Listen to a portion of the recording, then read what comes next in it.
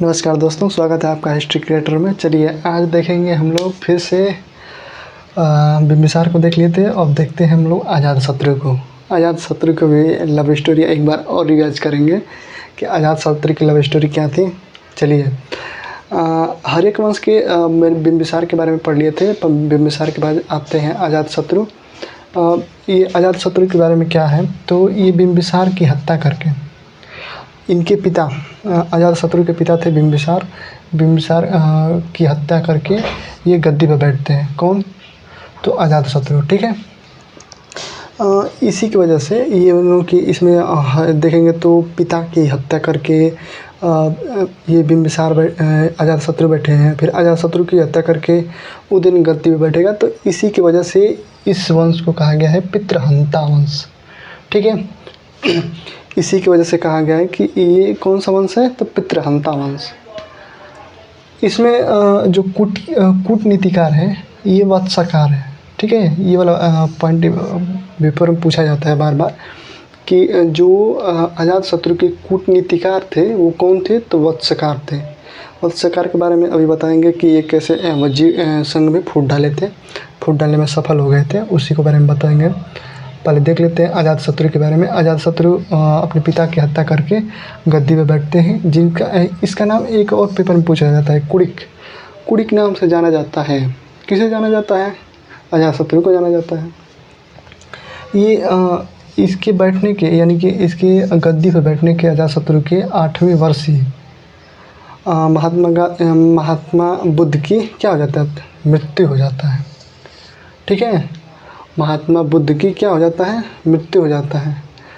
जिसके एवज में ये राजगृह में एक सप्तकर्णी गुफा में अजातशत्रु ने क्या कराया था, तो पहला बौद्ध संगीति कराए थे। कौन कराया था? अजातशत्रु। कहाँ पे कराए थे? तो ये राजगृह की सप्तकर्णी गुफा में कराए थे। ठीक है। किसके अध्यक्षता में कराए थे, तो महाकश्यप के। ये इसमें से कहीं से भी क्वेश्चन किसी तरह से बना सकता है कि प्रथम बौद्ध संगीति कहाँ हुआ था, तो राजगृह में हुआ था। किसके राजा के अध्यक्ष में हुआ था, तो अजातशत्रु में हुआ था। फिर कौन कराया था? अजातशत्रु कराया था। किस गुफा में हुआ था? सप्तकर्णी गुफा में हुआ था। ठीक है। तो प्रथम बौद्ध संगीत की यदि पूछेगा आपसे तो किसके काल में हुआ है, तो अजातशत्रु के काल में हुआ है। राजधानी देखेंगे। राजधानी कहाँ पे है, तो राजधानी आपका पाटलिपुत्र में। राजधानी ये पाटलिपुत्र बनाना चाहता था, लेकिन ये क्यों बनाना चाहता था, तो क्योंकि एक तरह से देखेंगे तो पाटलिपुत्र है ना जो, तो ये इधर से बहती है आपका, इधर से आती है सोन गंगा, इधर से सोन नदी आती है, इधर से आती है गंगा नदी। यानी कि इधर से भी आक्रमण हुआ तो ये बच जाएंगे, और इधर से भी आक्रमण हुआ तो ये नदी बचा लेगी। यानी कि दो तरह से नदी बचा लेगी, और एक तरह से पहाड़ी है उधर विंध्य पर्वत वाला। तो एक तरह से देखेंगे तो चारों तरफ से एकदम सुरक्षित जगह है पाटलिपुत्र वाला। और नदी से व्यापार के लिए सुलभता में हो जाएगी। आसपास के क्षेत्र यहाँ के उपजाऊ भी हो रहेंगे। तो इसकी सुलभता देखने के लिए ये पाटलिपुत्र में राजधानी कौन बनाना चाहता था, तो अजातशत्रु बनाना चाहता था। लेकिन इसी को आगे चल के उदयन ये पाटलिपुत्र की राजधानी बनाता है। तो ये भी क्वेश्चन पूछा जाता है कि पाटलिपुत्र की राजधानी किसने बनाया था, तो ये उदयन बनाया था। ठीक है।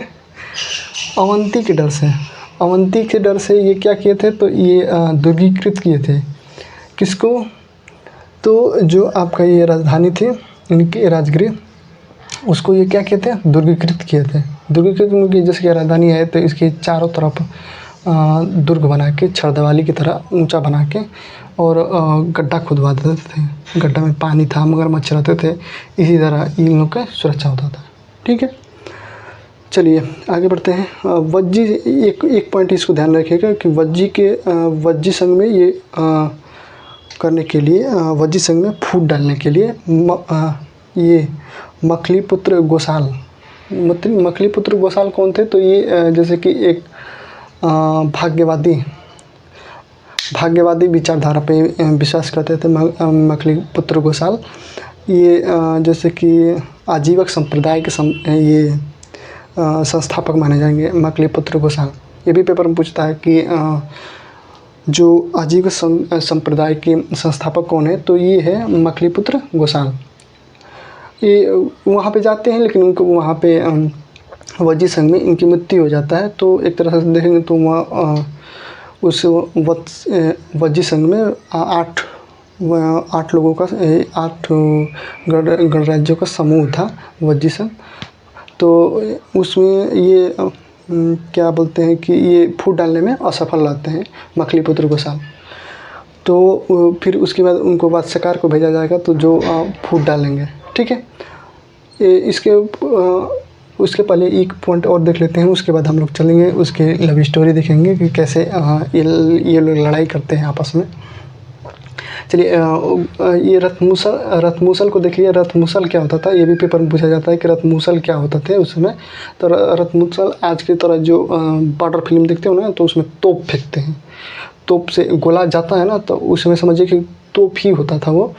तोपी की तरह होता था, लेकिन उसमें गोला बारूद नहीं जाता था, तो उसमें जाता था पत्थर। तो एक तरह से उसमें रथमूसल में पत्थर डालते थे, फेंकते थे।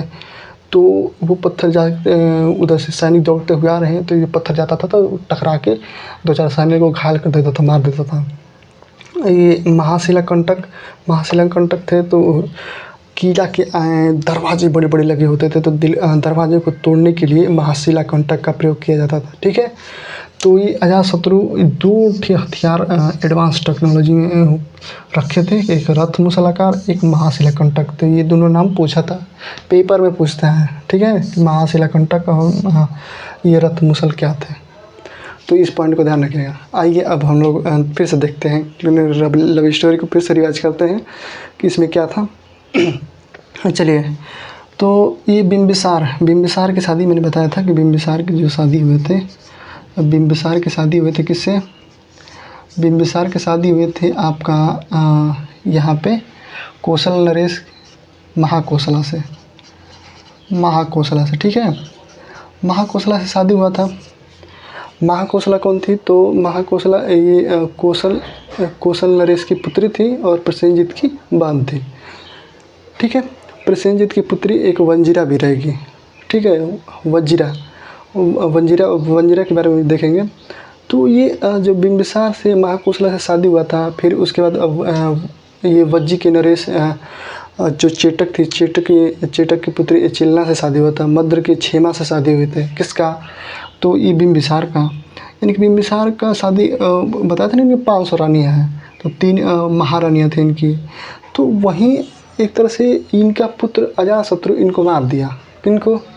बिंबिसार को। अब तो सब विधवा हो गई, महाकोशला भी विधवा हो गई, 500 रानियाँ विधवा हो गई।